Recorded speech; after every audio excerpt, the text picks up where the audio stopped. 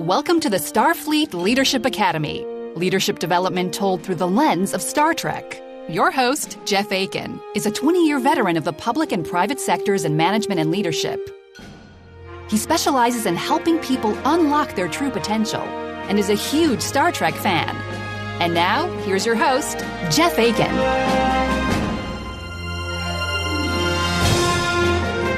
Thank you for joining me today. Have you ever thought you could successfully manipulate someone, for a long time to take advantage of them and get what you want? Well, I'll show you how Captain Lorca attempts this with his crew. But I will show you how to get what you want by giving others what they want. It's selfish versus selfless. I'll also show you Burnham's coaching techniques that you can use right away as we watch episode 6 of the first season of Discovery, Lethe. Lethe. Is it Lethe? Lethe.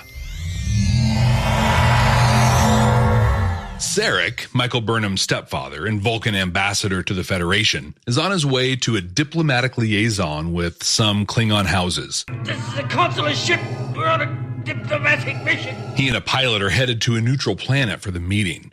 A funny line that I'm totally gonna use at some point. May I inquire as to the nature of our diplomatic mission? Allow me to be diplomatic and ask that you do not.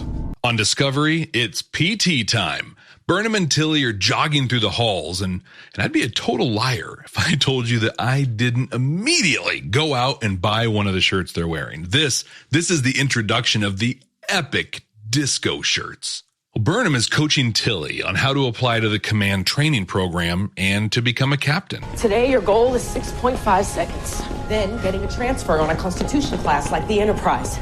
After that, first officer track, cadet to captain. Just like that. I get that she's trying to motivate her here, and that's great, right? But I also feel like she's missing quite a few pretty critical steps. Well, either way, it lights a fire under Tilly, and she gets moving faster. Then we see Ash Tyler and Lorca in close combat. They're on a Klingon ship. Looks like they're trying to fight their way out. And while they're doing so, Lorca is asking about Tyler's history. What about your family? Never knew my father. Mom said I didn't miss much there. And then we see this was all just a simulation, a training exercise. They compare scores. 24 kills. You? 22, sir. Lorca actually checks the scores, and Tyler got 36, not just 22. He starts to explain, but Lorca says, Don't apologize for excellence. I want my chief of security to shoot better than I do. Which makes total sense to me. In fact, let's talk about this real quick. I think it might be natural to want to protect and maybe even build up the ego of people that are, higher up the org chart than you. What a great idea. Oh, I wish I would have thought of something like that. But Lorca really nails it here. Just be great, right? Own your successes. But more than that, as a leader, you want people to be better than you. If you're better than they are, why don't you just do their job? Imagine that this was Voyager, okay? Janeway came up through the ranks as a science officer. She's no tactical superstar. Now, I say that at this moment, just wait till we get to the episode Macrocosm. But anyway, she should absolutely hope that a security officer can shoot better than she does. And Lorca really hits that here. Now, apparently, Ash Tyler is going to be the new chief of security on Discovery, replacing Landry, who was killed by Ripper. And he wants his security chief. To be better at combat than he is. It's fantastic. We rejoin Sarek and his pilot. The pilot injects something into his arm. He's a terrorist. He's part of a group of logic extremists that believe Vulcans should not interact with other species and should leave the Federation. The thing he was injecting himself with has turned him into a walking bomb. He blows himself up just as Sarek puts up a partial shield. The ship goes down, and we go to the opening credits. In the mess hall, Tilly and Burnham sit with Ash Tyler with 2 appetizing and nutrient-filled burritos. This is the best burrito I've ever eaten. Tilly introduces Michael as her mentor. She's really awkward meeting him. Crazy kids. And suddenly drops to the deck. My mind, your mind. A super weird, 70s disco opera space epic scene follows. I mean, it's something straight out of Black Hole, really. Vincent, you're going to have the time of your life in there. I don't mean to sound superior, but I hate the company of robots. In a weird, dated feeling way, I guess it conveys that we are now in Sarek's mind. It looks like she's on Vulcan. She sees Sarek and Amanda, her step-parents, talking about her. Apparently, her application to the Vulcan Expeditionary Group was denied. In the vision, in the memory, she's just really not taking it well. I do not have the required abilities. I am not good enough. Vision Sarek suddenly sees her, the real her, screams that she cannot be in his mind, and Howdoukins her right out of the vision, just smacks her right out of it. She comes into sickbay, and we get a Vulcan magic explanation of what happened. So Vulcans have a thing called a katra. It's kind of like their soul, or if you're going to look at this through Black Mirror lens, it's like a download of their personality. We first saw the katra in Star Trek 3. It's how Spock, spoiler alert, it's how Spock comes back to life. Long story short, a Vulcan can implant their katra in someone else for a transplant later on. Apparently, when Burnham was a child, the logic extremists blew up her school. She died in the blast, but Sarek was able to use his katra to jumpstart her, to bring her back to life. All of that and the connection they share leads her to believe that Sarek is in danger. Between her personal connection with him and his value as an ambassador and diplomat, she begs Lorca to search for him, and he agrees. In his ready room, Lorca is contacted by a Vulcan admiral.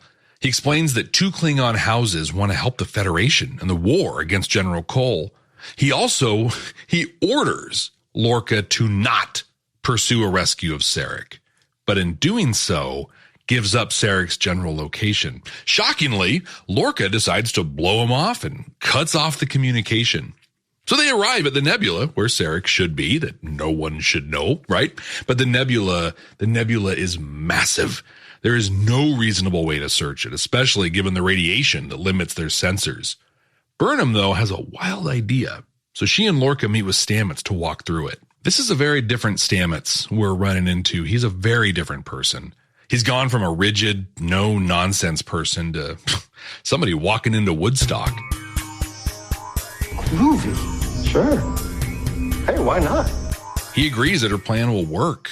What they're going to do is create like an amplifier or an augment to her mind, so she can go into the nebula in a shuttle and scan the nebula with her mind, like an extended Vulcan mind meld. Lorca sends Tilly and Ash Tyler with her, and we get a little glimpse into Lorca's motivations that will bring and make so much more sense as we approach the end of the first season. Bring her back in one piece. Not a scratch. I'm talking about her. But for now, we just know that he highly values Burnham and her expertise, but just wait. Okay, while they're prepping for launch, Saru informs Lorca that Admiral Cornwell has arrived on Discovery. This is totally unexpected. He looks concerned and has her meet him in his ready room, and she rips right into him. What the hell do you think you're doing? She explains that Discovery is critical to the Federation's strategy in the war and that he has to fall in line. He needs to start following orders. She questions his tactics, his approach so far, and he fires back with, "But there are rules." Rules are for admirals in back offices. That's really in line with what we talked about in the recent episode where we watched DS9's Inquisition. Lorca is clearly an ends justify the means guy. She expresses concern for him, like as a friend. So they do what friends do. They break open a bottle of whiskey and start talking to my friends. On the shuttle, Burnham is really nervous. Tilly asks, "Hey, where's that old Burnham Bluster, huh? Badass lady is always pushing me to be the best I can be." They talk through what Burnham experienced in Sarek's mind. She believes that in his dying moments, he's dwelling on her failure. She attaches the augment and reaches out. Suddenly, she's back in his mind, back on Vulcan. But this time she's prepared for him.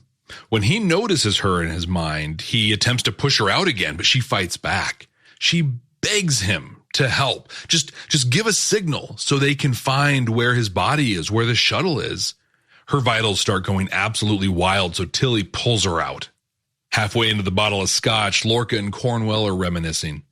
Again, she expresses concern for him. I worry about you, Gabriel. She thinks he's just lied his way through the assessments, the psychological screenings after the incident on the Baran when he lost the ship. She goes on to say that just a week ago, right? I mean, seriously, just a week ago, he was being tortured by Klingons. But he successfully distracts her, and they talk about something else. Burnham is pleading with Tilly and Tyler to let her reach out again. Tyler shows great insight here. He says that when you're close to death, you think about who you love, what you wish you'd done differently. He thinks that Sarek is dwelling on his failure and not Burnham's. So they send her back in to see if that's true.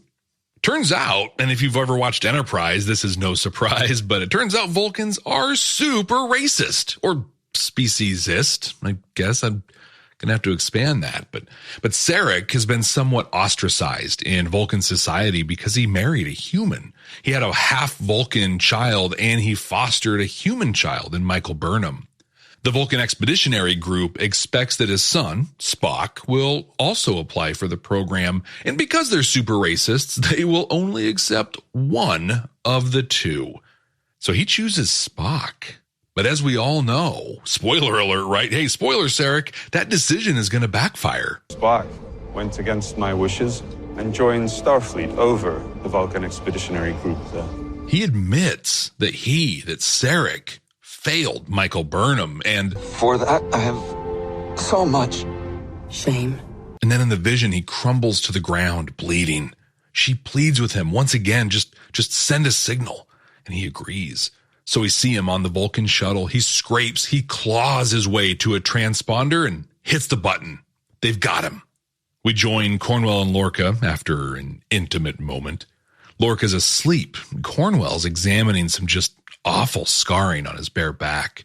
She goes to touch them, and he grabs a phaser from under his pillow, climbs on top of her, and grabs her throat. She completely freaks out. You sleep with a phaser in your bed, and you say nothing's wrong. All these months, I have ignored the signs, but I can't anymore.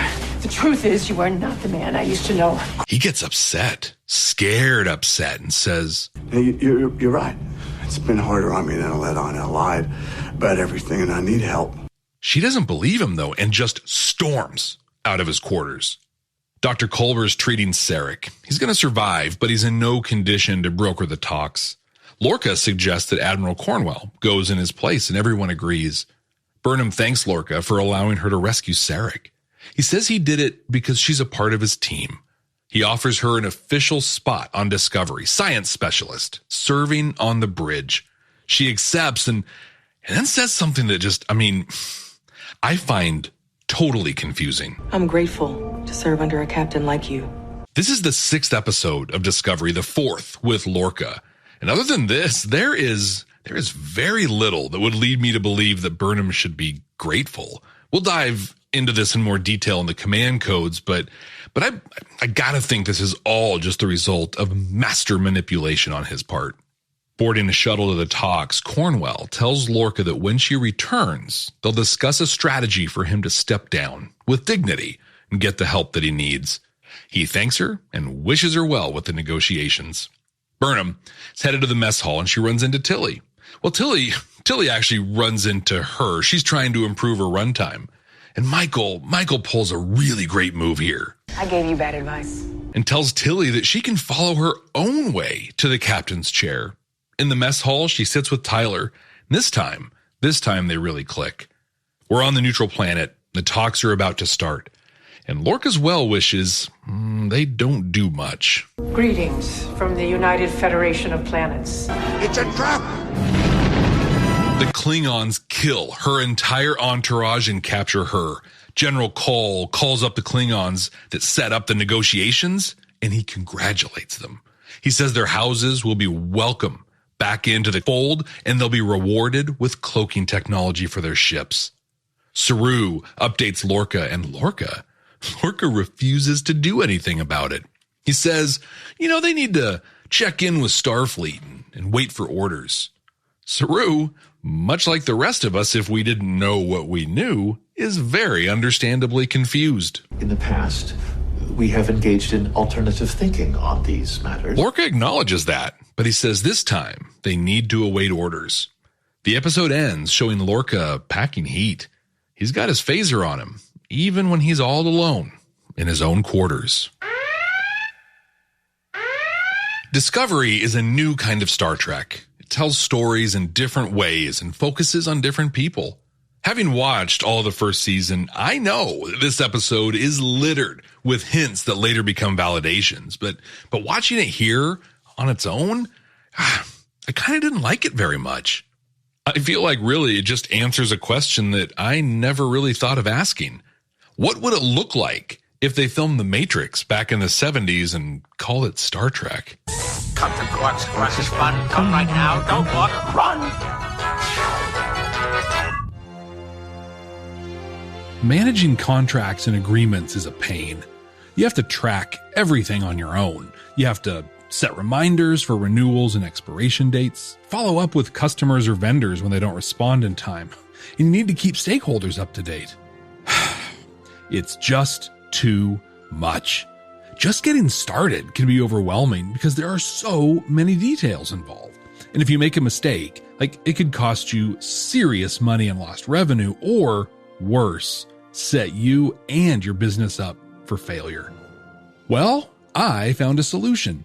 Zependo makes managing contracts easy by taking care of the hard stuff for you automatically. It'll remind everyone on your team who needs to know about an upcoming contract renewal or an expiration date change. It will save you so much time that you would otherwise be wasting tracking down these details yourself. And thanks to the Starfleet Leadership Academy, you can save 15% when you decide to save time with Zependo. Visit www.zependo.com and enter the code SFLA when you subscribe. Zependo gives the power to manage contracts, edit them on the fly, send for e-signature, manage expirations and alerts, and even more. And you can access it today by visiting Zependo.com. That's ZAPENDO.com. And use the offer code SFLA when you subscribe.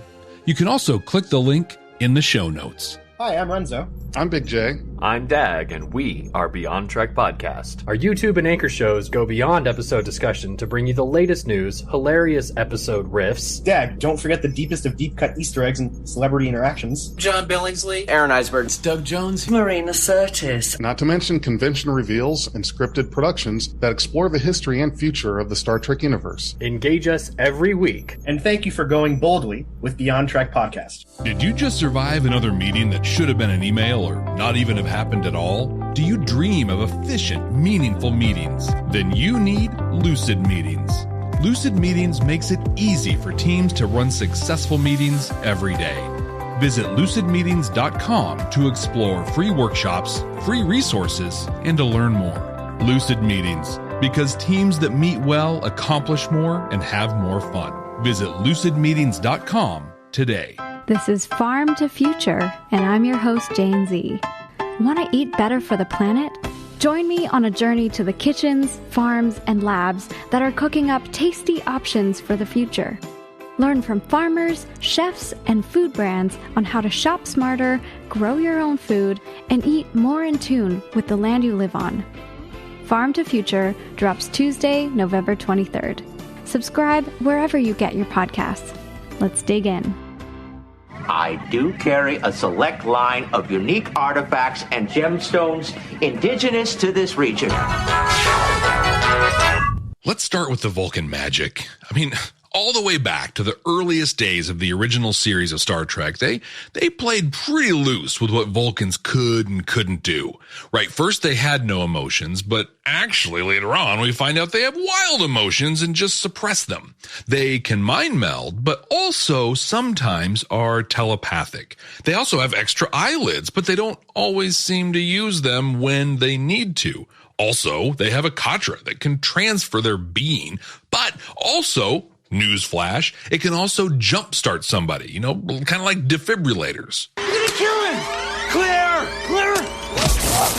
I think this episode really lost me at this point. Not only does Burnham, a human, have part of a katra in her, but it acts like a one-person connection to the Force. I felt a great disturbance in the Force, as if millions of voices suddenly cried out in terror and were suddenly silenced. And then the way they visualized it, it was so corny, and not in the often forgivable way that TOS was corny, right? I mean, like, decisions were made. Money was spent to intentionally make their mind connection look just the silly way that it did.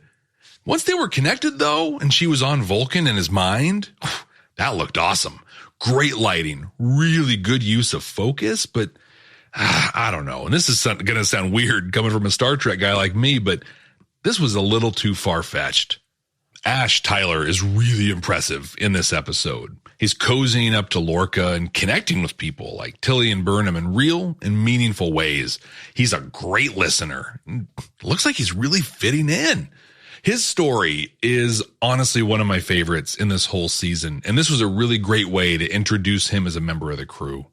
Back when Discovery first came out, and then when it was airing, and still to this day, a lot of people get really mad that Michael Burnham is Spock's stepsister. I mean, like, really mad. Unhealthy kind of mad. This piled on top of the anger around Sybok from Star Trek V being Spock's half-brother. I couldn't help but notice your pain. Now, I have a whole theory around Star Trek V that I'll get to when I watch that, but that theory really explains the whole Sybok thing, I think. But as far as people getting mad about Burnham, they use the fact that Spock never mentioned her before as fuel for their fire. That kinda gets explained later on in the series, but in this episode we learn that Burnham is older than Spock, or at least further along in her academic studies. And again, we'll learn more about that later. All of that to say that I just really liked the way they backed Sarek into a corner. Vulcan's racism is well documented in Enterprise, and it's hinted at in other series. I mean, with that, it makes complete sense that Vulcan leadership would look down on Sarek the way they do here.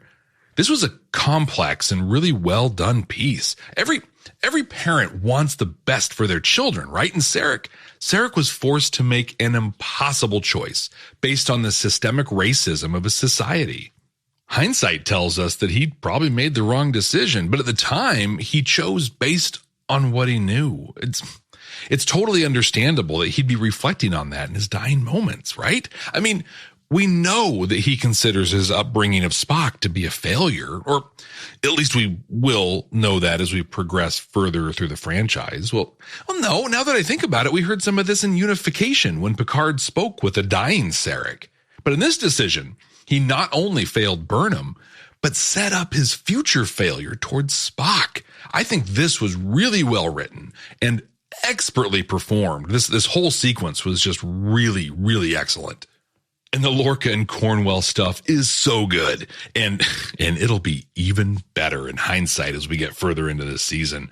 I've said it on earlier Discovery episodes, but a rewatch of season 1 is a totally different experience. And there's so many little hints that are dropped in this one. It's great. I also really appreciated that after Saru's just abysmal performance in the last episode, he really just played a bit part in this one. I mean, seriously, go back and listen to the episode on Discovery, Choose Your Pain. Even though he gave us the ultimate performance review, which you can get for free by joining the Starfleet Leadership Academy mailing list. But other than that, he was just terrible. He was mean, aggressive. He's just a terrible leader. In the continuum of Discovery, I appreciate this little break from him because, and don't get me wrong here, he's an awesome character, but just having this little break, this episode is a great palate cleanser between his last go and his next one. I mean, all in all, you really have to, there's one other thing I wanted to bring up here. So there are all these like Matrix style fights between Burnham and Sarek in his mind as he's trying to kick her out. This is more of the Vulcan martial art we've talked about before on Discovery and Enterprise called Sus Mana. But what I thought was kind of cool is that James Frain, the actor that portrays Sarek, has zero martial arts experience, where Sonequa Martin Green is pretty well known for her on-screen fighting. When you watch this episode, pay really close attention to the cuts and the camera angles they use. This is a master class in making someone look like a competent fighter on screen. I don't know. I just love stuff like this, and they did such a good job with it. So like I was saying, you can't really skip episodes in Discovery. That's just not how the series works. But so far, I think this is my least favorite episode so far. I'm going to do a total spoiler here, and I'm going to tell you that the next episode is, in my opinion, possibly the best episode of Discovery to this point, but more on that later. Command codes verified. This is our 4th episode with Lorca, and he has shown very consistently that he will do whatever it takes to accomplish his goal. And hey, just a quick heads up, that is not cool. But we see him actively manipulate people in this episode to get his way, as well as manipulating situations to get rid of obstacles. But what I'm looking forward to diving into today is how Burnham works to motivate and coach Tilly. She does some small but incredible things here that you can put into practice right away. The Starfleet Leadership Academy is supported by listeners just like you. Click the link in the show notes to support the ongoing production of this podcast. Let's do a quick look back at Lorca and Burnham's relationship. She ends up on Discovery, and he compels her to help with the spore drive technology. Then he shows her how amazing it is and appeals to her passion and her interests, bringing her onto the ship full time. Then she sees the extreme measures he'll take as he bullies Stamets into using the tardigrade, Ripper, and the spore drive. It's a warship. That is not the mission I signed on for. I'm not a soldier. Well, then get off. Leave the ship. And then we have the interactions in this episode. Her experience with Lorca is similar to ours, right? So when she says that she's grateful to serve under a captain like you, my mind was kind of blown. That is, until I noticed the pattern. Lorca is amazing at identifying what motivates a person, being able to tell what matters to them. We saw this when he showed her the spore drive and enrolled her in the idea of what they could do with it. We saw it with Stamets when he compared him to luminaries like Elon Musk and Zefram Cochrane.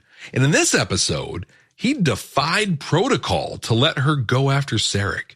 He made it clear, too, he couldn't care less about Sarek. He just wanted to do something that would matter to her. Finally, he offered her a spot on the bridge, an opportunity to do science in a way that matters and puts her in the middle of all the action. What's even more interesting about that job offer, though, is when he decides to make the offer. Just before he does it, she exposes her vulnerability. As much as it would displease my Vulcan mentor, I'm feeling a lot of emotions right now. He knew that she was feeling out of control, that her foundation was rocked pretty hard. So he tossed her a lifeline. He showed her the light at the end of the tunnel, right? I think that's what probably led to her comment about being grateful. There's no way she can be grateful for his aggression or his one-track mind, not grateful for his desire for violence and his desire for recognition. What she's grateful for is his ability to know what matters to her and to others, and then to offer it at opportune times. Now, the last thing I want you to do is hear this and then go out and start manipulating people, right? The two sides of the coin are clear with Lorca.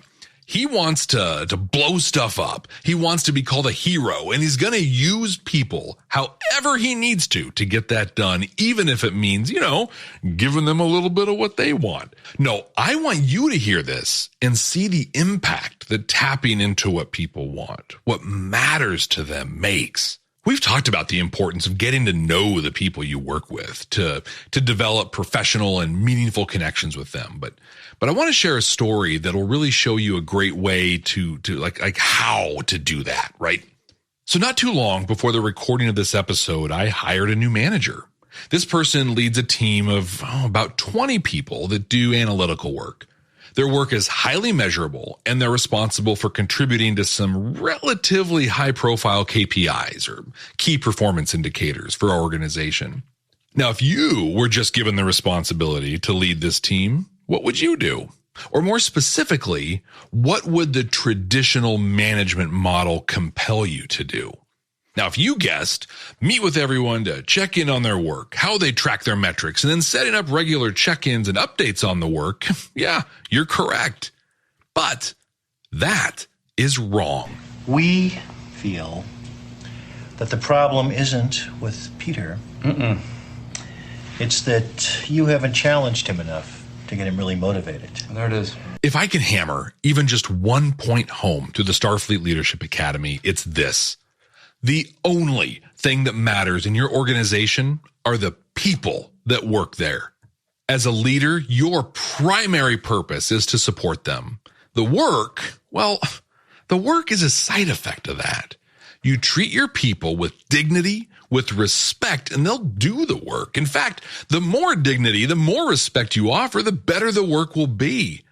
So let's go back to you just starting as the manager of this group of analysts.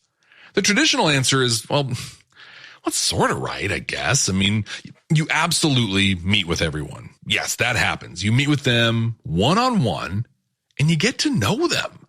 I'll share what the new manager asked when they stepped into this role. It is the perfect example of the right way to do this. They asked, what do you like about your work? What don't you like? How do you like to receive feedback? Do you prefer praise in public or privately? And then my two favorites, what could I do as a manager that would cause you to lose respect for me or for the organization? And if money wasn't an issue, what would you do with your life? What you'll notice in this is that they didn't ask for anything from the person. Like, they didn't ask for metrics. They didn't ask for any reports, no updates. They asked about the person. Right? They got to know them, how they like to communicate and be communicated to. Now, through that, of course, work stuff comes up, but it's not the focus of the conversation.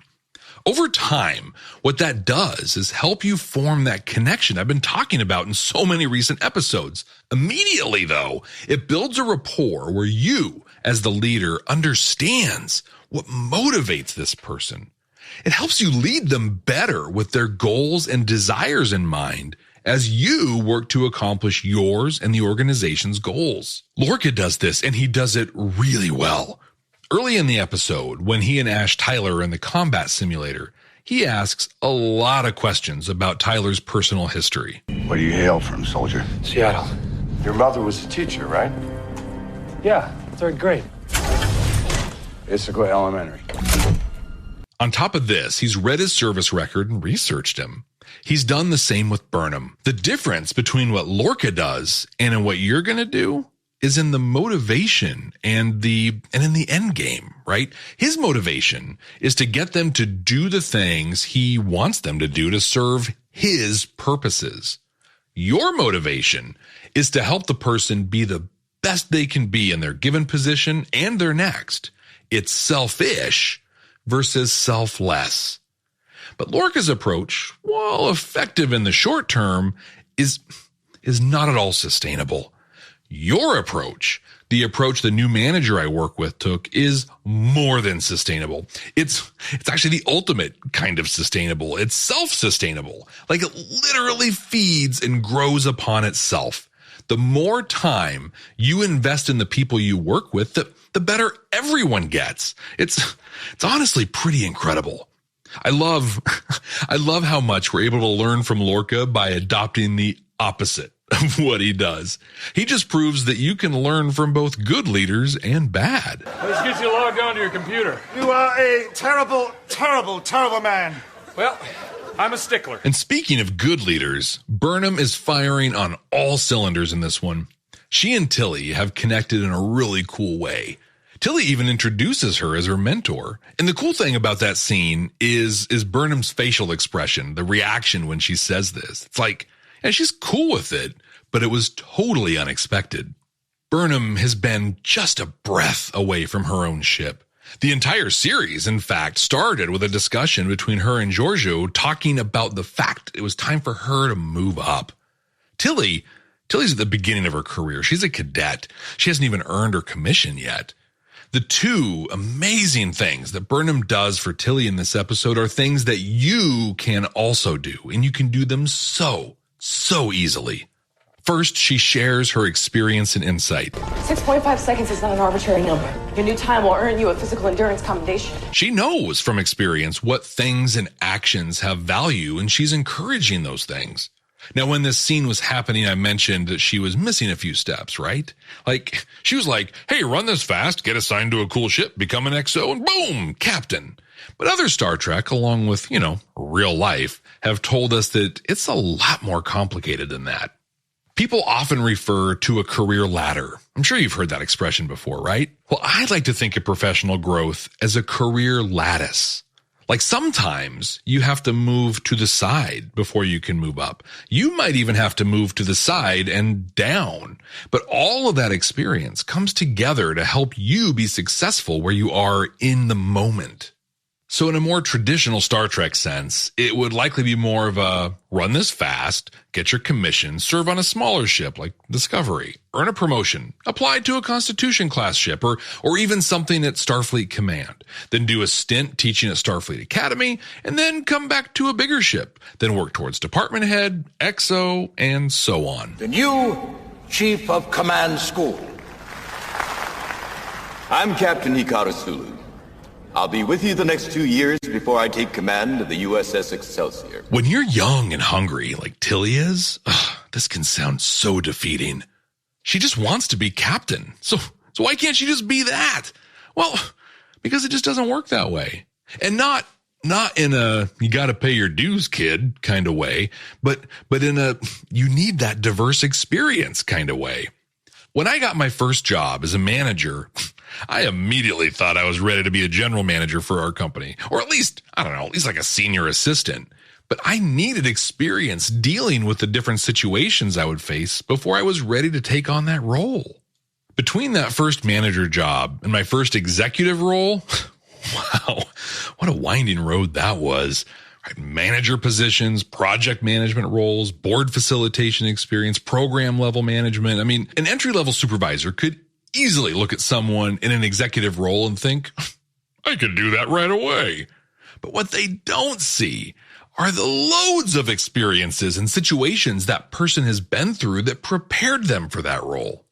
Just before I got into executive leadership, for example, I had moved sideways from a leadership role in HR into a role where I managed grant funds for a federal program.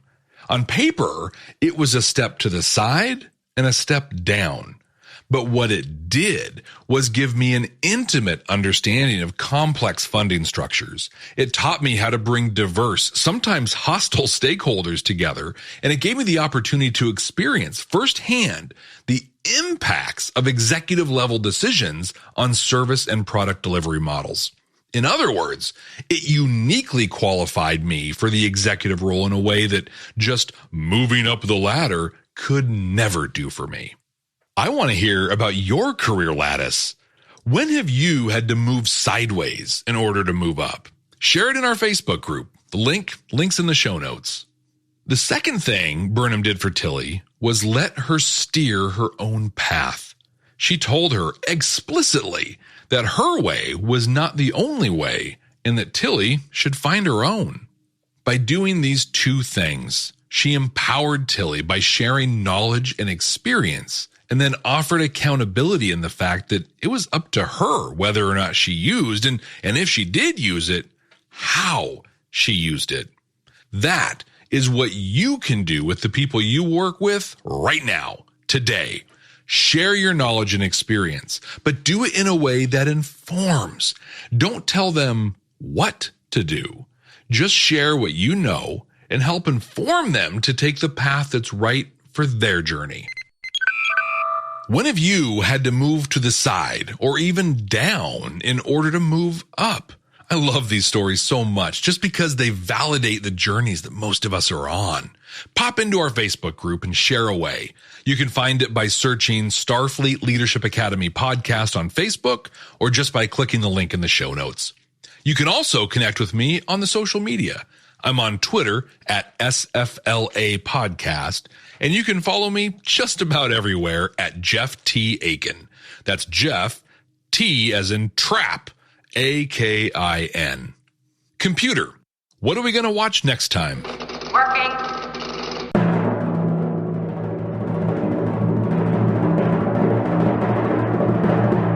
A season-spanning two-parter. It's the second season finale and third season premiere of Voyager, Basics, Parts 1 and 2. We will have a lot to dive into in these episodes. They conclude Voyager's Kazon arc. The Kazon, if you remember, were the violent group they met in Caretaker. They also really put Janeway and the entire Voyager crew through some really difficult changes. I look forward to watching it with you. And until then, ex astra scientia.